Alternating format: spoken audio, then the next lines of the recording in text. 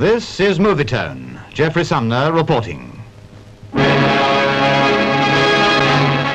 Here, where East meets West, the nations pass from crisis to crisis. Here until the turn of the century, forbidding, desolate areas of the Middle East were written off as unproductive lands. Their natural resources, however, were suspected. There were strange fires in the desert, recalling the burning bush of the Old Testament. There was oil seepage to the surface, more than a hint of what lay beneath. So the West invested in the East, bringing its knowledge and skill to bear upon the desert. From the sand and the rock came the reward of enterprise, and for the men of the East, a rich prospect. Wealth for the transit countries, across whose lands the pipelines run, as well as for the producing countries. British enterprise built Abadan with its great refineries.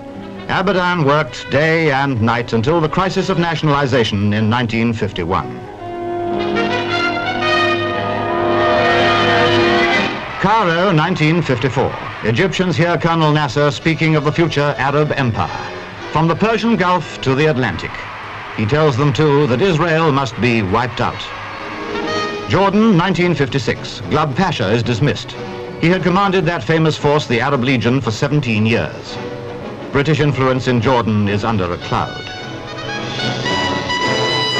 In the autumn of the same year, Israel attacks Egypt, driving rapidly across Sinai towards the canal, which Nasser had already nationalized.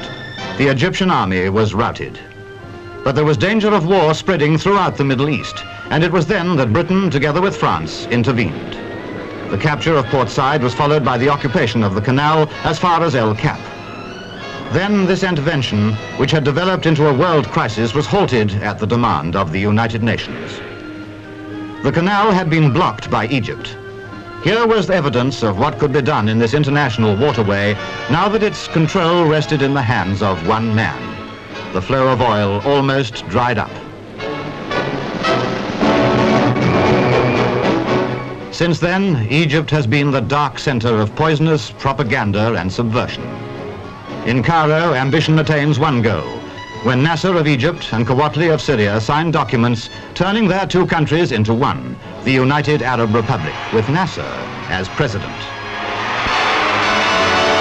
Syria is overshadowed on the pretext of Arab unity. But next, King Faisal of Iraq and his cousin King Hussein of Jordan meet to form a federation of their two countries. Such is the value they place on independence from Cairo. And now the most dangerous crisis of all, revolution in Iraq. King Faisal, enthroned in 1953, and his cousin Crown Prince Abdul Illah, regent for 14 years, were reported to have been murdered. The young king and his government had committed the crime of friendship with the West. Indirect aggression had now blacked out the country of Iraq. The revolution had followed the rebellion in Lebanon. For some weeks, Beirut had been the scene of street fighting, with loyal forces under attack in the center of the capital itself.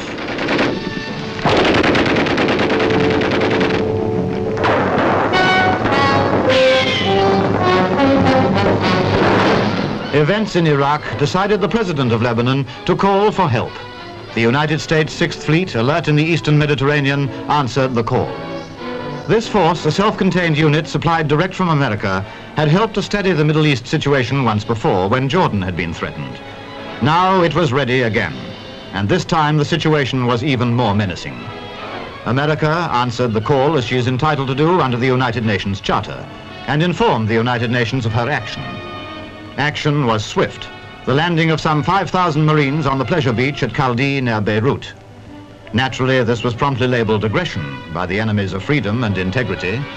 Strangely enough, however, the Americans seemed to be quite welcome.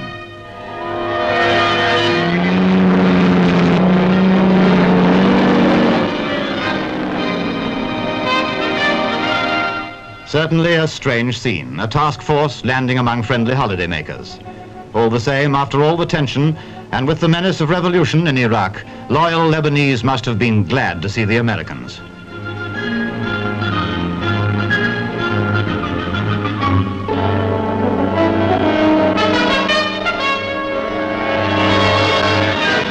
The operation is reported to have gone smoothly. Amphibians and tanks were soon proceeding towards Beirut and its airfield.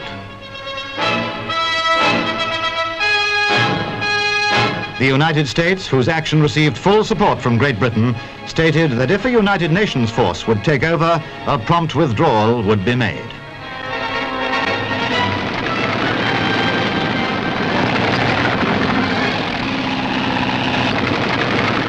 The landing of the US Marines had only just taken place when a call for help was made by King Hussein of Jordan. Seen in this picture with loyal troops after he had defeated an earlier plot against the kingdom, he and his country were once again in the greatest danger. He asked for military aid from friendly states as a temporary measure to protect his borders from surrounding enemies. In London, the Premier said there was precise information of a plot against Jordan and that help was being sent. And so the dispatch of paratroops from Cyprus to Amman.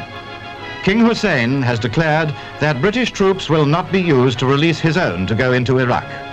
The job of the British is to protect Jordan.